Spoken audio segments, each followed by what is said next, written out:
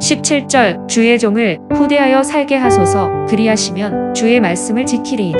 23절 고관들도 앉아서 나를 비방하였사오나 주의 종은 주의 지금도 우리가 새벽에 예배를 드리지만 새벽이라는 시간은 참으로 특별한 시간인 것 같습니다. 짙은 어두움이 물러가고 빛이 조금씩 세상을 밝히는 그런 순간이죠. 예수님께서는 요한복음 8장 12절에서 나는 세상의 빛이니 나를 따르는 자는 어둠에 다니지 아니하고 생명의 빛을 얻으리라 그렇게 말씀하셨습니다. 오늘 이 새벽에 우리의 마음속에 세상의 빛이신 예수님께서 함께 하시기를 축원드립니다. 우리가 매일마다 경험하는 밤이 물러가고 새벽이 오는 이 자연의 섭리는 영적인 삶에도 동일하게 적용되는 것 같습니다. 우리의 영혼도 말씀이라는 빛이 없다면 길을 잃고 방황할 수밖에 없죠. 오늘날 우리는 수많은 정보의 홍수 속에 살고 있지만 정작 우리 삶의 참된 방향을 제시하는 진리의 말씀에는, 이 하나님의 말씀에는 목마른 상태로 살아가고 있는 것 같습니다. 시편 119편은 하나님의 말씀에 대한 찬양 그리고 하나님을 사모함이 가득한 그런 시입니다.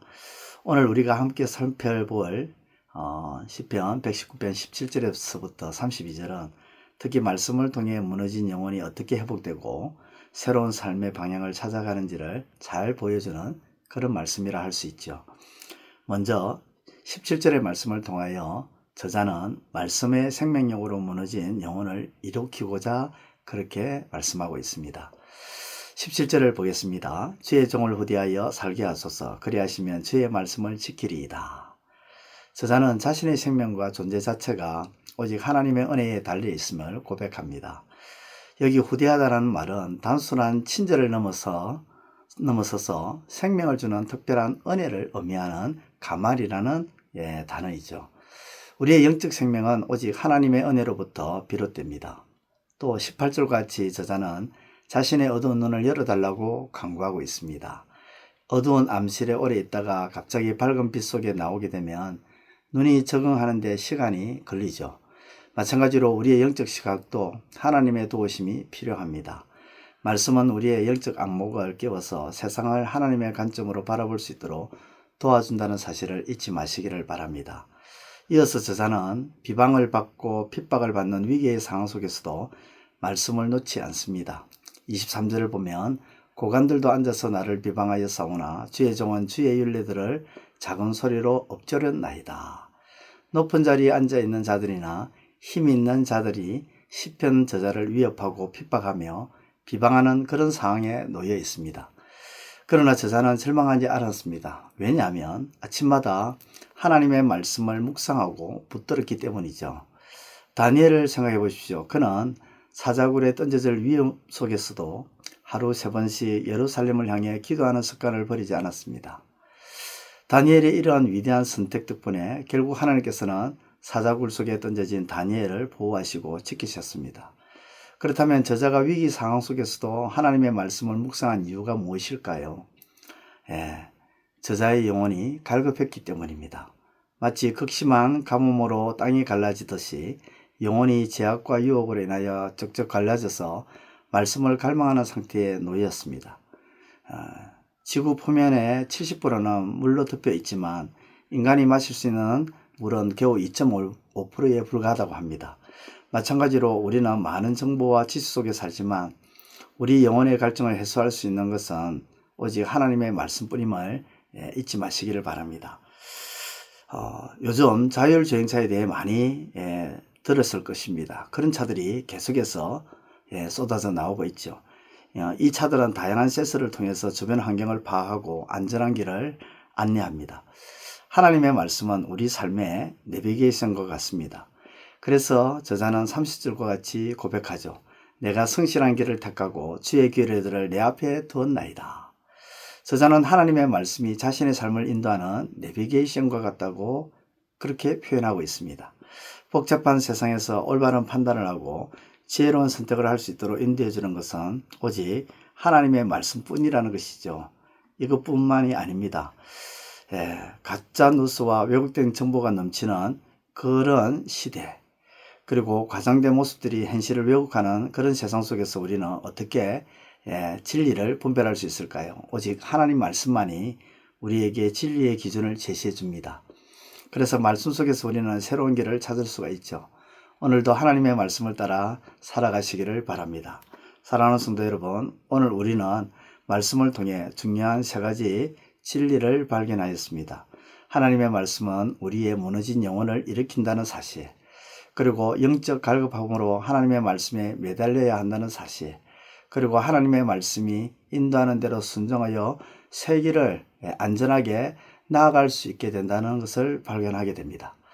매일 새벽마다 하나님의 말씀을 묵상하고 붙들며 시작할 때 말씀의 은혜를 경험하게 될 것입니다. 이 새벽에 우리 모두 말씀으로 깨어나고 말씀에 매달리며 말씀이 인도하는 길을 걸어가는 삶을 결단하시기를 우리 주님의 이름으로 축원드립니다.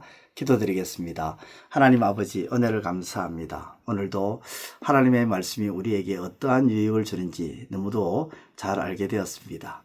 그것을 아는 것으로 끝나는 것이 아니라 이제 하나님의 말씀을 시작함으로 새벽을 열고 하루를 시작하는 저희들 되게 하여 주시고, 오늘 하루도 하나님의 말씀으로 인하여 기쁨이 넘치고 또 승리하는 이 하루가 되게 하여 주옵소서. 예수님의 이름으로 기도드리옵나이다. 아멘. 이제 오늘 받은 말씀으로 함께 기도하겠습니다. 첫째, 지륵 같은 어둠에 빛이 비추면 어둠이 물러가듯 우리의 어두운 마음에 세상의 빛이신 예수님께서 함께 하심으로 환하게 밝아지는 역사가 있게 하소서.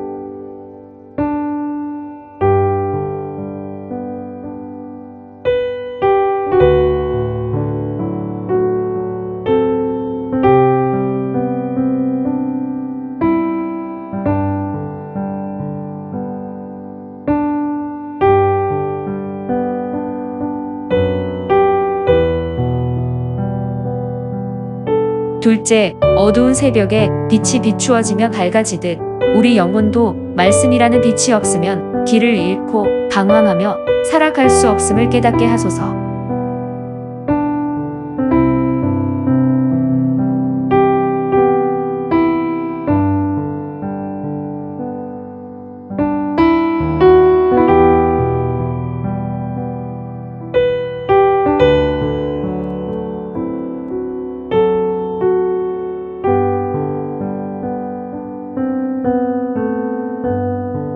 이제 오늘의 기도 제목을 가지고 합심하여 기도하도록 하겠습니다. 첫 번째, 하나님의 말씀은 무너진 영혼을 일으키는 생명력이 있음을 깨닫고 하나님의 말씀으로 매일매일 새벽을 열고 하루를 시작함으로 생명력이 넘치는 하루가 되게 하소서.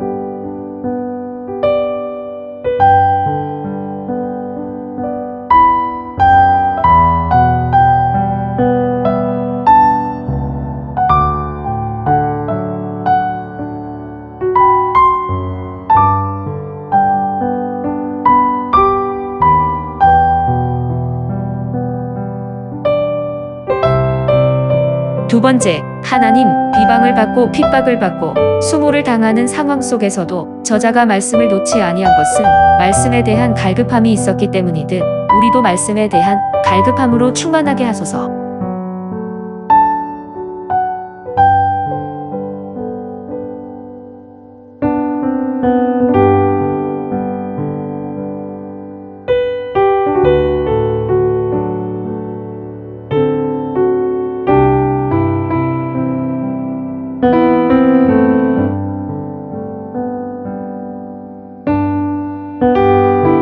세 번째, 자동차에 있는 내비게이션이 가야 할 길과 방향을 알려주듯 하나님의 말씀은 진리의 길과 우리 인생의 방향이 어디로 향해야 할지를 가르쳐주는 귀한 것임을 알고 말씀을 더 가까이 하는 삶이 되게 하소서.